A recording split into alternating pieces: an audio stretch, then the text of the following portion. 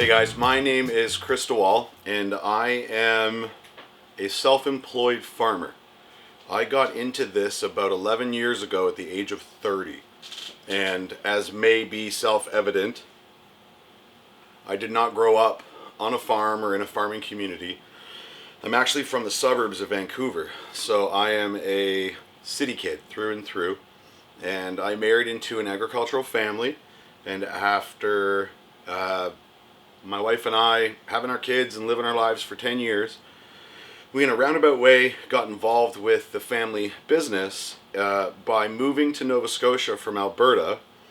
11 of us between the ages of 2 and 92 with everything we owned in a 40-foot shipping container. And we moved to Nova Scotia cold, and we didn't know a soul. We didn't know what the agricultural climate was really like here. And we bought a farm that we found through a want ad on Kijiji. And we bought that place. It had 2 houses on it, and we set about fixing them up and making them homes and learning how to direct market grass-fed beef. My father-in-law has been farming since Noah walked off the ark, to be honest with you. And he's a lovely guy, and he's an amazing farmer.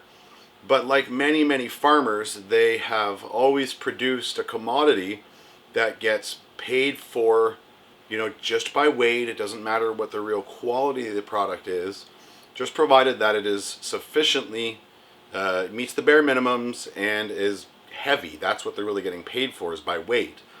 So it was a very different model for my father-in-law to embrace, in that, he as a farmer got to interact with you, people who buy groceries, on a regular basis. And that is something that's quite unique about being a vertically integrated farm, which means we produce the cattle, we have them slaughtered, and then we take the carcasses to a processing facility and we process that into the products that the consumer wants to buy. We do all of that, rather than just producing the cattle and selling them off to somebody who will then process them into the food through multiple steps that we buy at the grocery store. And it's very different for us as farms, because I get to do stuff like this, and I get to talk to people and get to be friends with people in the city and have relationships with people in the city. And so my career in agriculture has really taken shape kind of the way that I wanted it to be honest with you.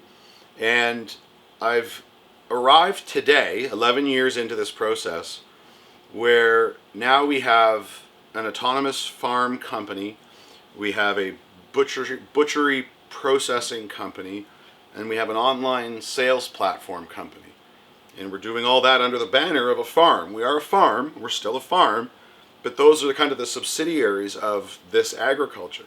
And I think that's more of a picture of what new farming is going to be, especially after the world has finally woken up and said, well, hang on a second, the food system and the food chain as it is now isn't resilient. It can't stand up to crisis. So I think there's going to be a lot of opportunities for more folks like us, or for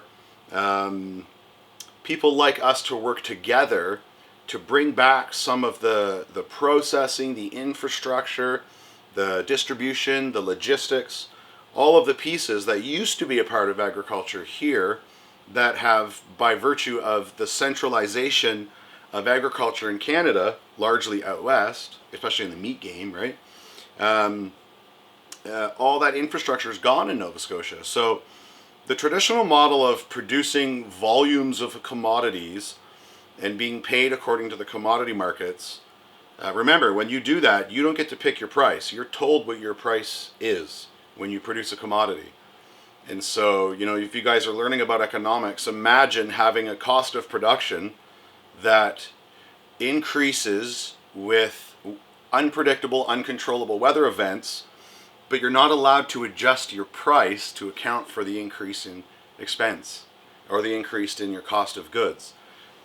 Work that through with your teacher. That's a pretty scary idea, but that's the reality for every farmer who's producing a commodity. They get told what their product is worth, and it doesn't matter how much it costs to produce it. So that's a pretty stressful way to make a living. But in the new model, where I think we're going to see more revitalized regional food systems, I think there's going to be a lot of opportunity for people to participate in agriculture in untraditional ways. And one of my favorite authors is a guy named Wendell Berry. He's a poet, and he's a really amazing agrarian philosopher. He's still alive, but he doesn't do much speaking or anything anymore. He's quite old, but check him out on YouTube. And if you're a real nerd about this stuff and you're interested in these kind of issues, he has a book called The Unsettling of America. And it's kind of like a treatise on the devaluing of work that has taken place in our culture. And I think your guys' generation is one that is starting to understand, especially watching what's going on around us in the middle of the COVID pandemic, that there is value to the physical production of items. It's important that we as Canadians have a resilient society that is able to produce to some secure measure what it needs to consume. And I believe that up until 2020, we were largely a nation of consumers, not people who purchase goods, but people who consume. We were very concerned about what we could get our hands on and consume. And so as fallout from all of this, I really believe that there's going to be opportunity for people to participate in agriculture and help produce something, make something of value, produce something that your society, that your region actually wants and needs. And that creates a beautiful economic model, because when you have a regional economic model, it allows for the economic activity of a region to take shape and form around the needs of the community. Not so much the needs of the shareholders, which is what happens with multinationals, because they're obligated to those shareholders to make money. And those shareholders determine the value of the company more than any region affected, typically, by economic activity of that company.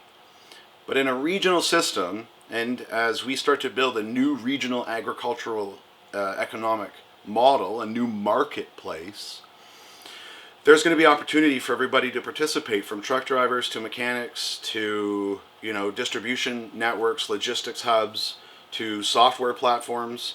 We're using some pretty cool stuff to do what we do online. We're constantly trying to find new ways to do things. And so we're actually trying to figure out now, for example, and I'm sure you guys know a way to do this already, which is why I hire smarter people than me. There's a pro tip. Surround yourself with people who are smarter than you. Don't ever think you know everything.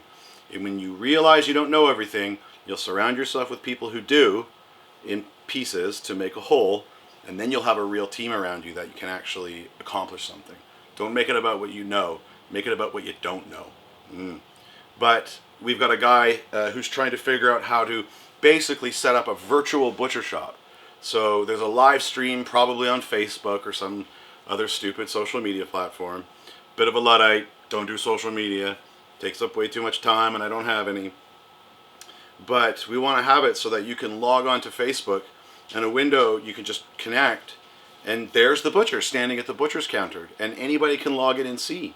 And if somebody wants to talk and order a product, they can actually interact with the butcher right there. He can cut the product for them, show them the product, and have a traditional butcher shop experience, but through an online platform. And then the butcher's actually going to ring it through right there, and payment information is going to be popping up for the customer. All this kind of stuff, right? Now, that doesn't sound like something that farmers think about, right? It is now. That's how we think, because we're trying to think of creative, amazing, successful, sustainable, profitable, efficient ways for us to get our regional products into the regional market so that we can meet the needs of our region, not just with food, but with economic growth. And remember, I don't know how far this is going, but here in Nova Scotia, the rural economies are struggling, and that's largely the case across Canada. Everyone's flooding into the cities. Now, we may not be anymore after all this has gone down, and rural economies might start to come back just from that. But at the end of the day, it's agriculture that has a major part to play in the revitalization of rural Canada and rural life and rural economies. And I think the divide between urban and rural is going to start to separate as people realize that there's opportunity all across the country. This whole notion of you having to be in the city to get a good job is like an industrial revolution holdover. Guys, that was a long time ago. We don't have to think about cities like we used to, because look what we're doing in COVID. Look what I'm doing as a farmer. from the middle of nowhere. I live on 500 acres that overlook the Bay of Fundy. I can see New Brunswick to Parsboro. Now, I have a grade 10 education. That's not a recommendation. That's just an encouragement that you never, ever, ever, ever stop learning. Get the degree that you need to get your job. But don't think that just getting that piece of paper is going to be your free ride. Because I have people with master's degree working for me, the grade 10 dropout. It can happen. But I've committed myself for 11 years to educating myself on every aspect of business that I can. And I've learned all about how finance works and how economic works and how good governance works and how corporate structures work and how to manage and be a leader and lead a team and how to do HR and what is marketing and what is sales and what is customer service and what is operations and how do you measure efficiency. Guys, it goes on and on and on and on and on. And you're going to hear all about that when you go through and get your education, if that's the field you're going to go into. But that's not enough. That opens the door. That's going to get you into the field. Now, I didn't have to go and get other certifications or master's degrees or anything like that, because I'm a real self-motivated person. I like to learn, and I'm smart enough to be able to digest what I'm reading without a lot of extra help. So I'm blessed that way. So I leveraged my strengths and just pursued that as hard and fast as I could. So I would encourage you, get your degree, get your education, but always maintain that mindset of learning. When you go to school, don't just learn the stuff they're telling you, learn how to learn. Learn how to think critically, learn how to ask questions, learn how to reason. Can you sit quietly and think about a thought for 10 or 15 minutes? I do all the time. It's critical. When I drive to Halifax from the farm, it takes over 90 minutes. And I often drive in silence and just think about things to do with my job. It's necessary. So work on that. And for the love of God, don't stare at TikTok all day. That's not going to get you a wicked job. Believe me. Unless you're going to be my new sales and marketing guy, and then maybe we can talk about TikTok, or you can be our what's the other cool one? Instagram. You can be our Instagram girl. Just kidding. Don't become one of those. Get a job that makes things. The other thing I want to encourage you and just remind you of is, you know, your 20s and your 30s are kind of your prime years. They're like your building years. And I'm 41, and I'm all of a sudden feeling my age. And I burned hot and hard. I made lots of stupid bouncy around decisions in my 20s, but when we committed to this, when I turned 30, I burned hot and hard for 11 years. And I didn't take as good a care of myself as I should have. And I feel it now. I feel tired. And, you know, I didn't pay attention to mental health issues. I've gotten mental health diagnosis in my 40s. I've been diagnosed with ADHD. We're exploring bipolar 2. We're exploring social anxiety. Social anxiety, guys, I seem like the most charismatic, outgoing person in the world, right? Not at all. It's a huge, huge, huge fight for me to go and do social things. But in my position, running a company of dozens of employees, turning over millions of dollars a year, guess what you're kind of expected to do? And so I forced my way through it for years, but now that I've taken this stuff more seriously and I'm getting the help that I need and working on things, doing the stuff that I have to do, I don't think I would be as affected by that hard burn for that 11 years had I not ignored my own mental health and my own self-care. So I kind of cringe at that word self-care, but do please take care of yourselves. Don't party too hard. Don't be dumb. Think about the future. Think about the payoff later. Train yourself to enjoy the delayed gratification, because it is always better. If you pay for it first, then you get to enjoy it more later. But if you enjoy it now, all that pain sucks. It's not the way to go about it. So think about that in your own lives as you look at decisions for today. Don't take the easy way out necessarily, but do make sure that you're aware of taking care of yourself and self-care. But that doesn't mean be soft, and that doesn't mean don't fight hard, and that doesn't mean that you're not doing the hard, challenging things, the grueling things that are laid out in front of you. Bailing for 18 hours until 4 o'clock in the morning, and then driving to the city with a vehicle full of meat so you can sell it at the farmer's market, and not sleeping for 36 hours because that's what you have to do. That's what it's like doing, building a company and doing what you have to do. And so self-care doesn't mean not doing those things. It means acknowledging how hard stuff is, and acknowledging how tired you are, or how anxious you are, or how stressed you are, and talking to your wife, who's standing behind the camera watching me do this. She's way better looking than I am. She should be over here. She could probably tell you better stories than I could. But talking to your spouse, your significant other, talking to your partner, your business partners, talking to mentors. If you and I were in a relationship, I would expect that you would come to me and say, this is really hard. And I would go, I know, right? That's self-care. We need to be engaged with each other. We need to encourage each other. We need to be willing to go through the grueling. And we need to be willing to learn how to learn and keep learning. It's fun. Always be willing to be wrong.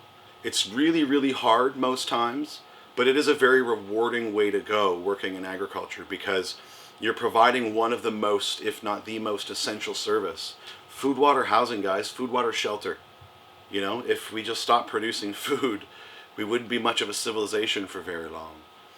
And it's a privilege to be able to do that. So definitely consider agriculture as a new tech field, and a new field that's going to be changing a lot in the coming years. And you guys are the perfect age. You're going to see rapid change now for a few years, and then new models are going to start to emerge. And I think there's going to be a lot of new opportunities for you in agriculture. So Wendell Berry said, eating is an agricultural act. Okay? Eating is an agricultural act. So you're already participating in agriculture. You're already a part of it. Now, you don't have to live out here on the farm to be a part of it. You eat, you're involved in agriculture. So remember that, if anything. Eating is an agricultural act. And maybe you'd like to eat for a living. I mean, you can't do that. Probably not. But you can at least participate in agriculture for a living.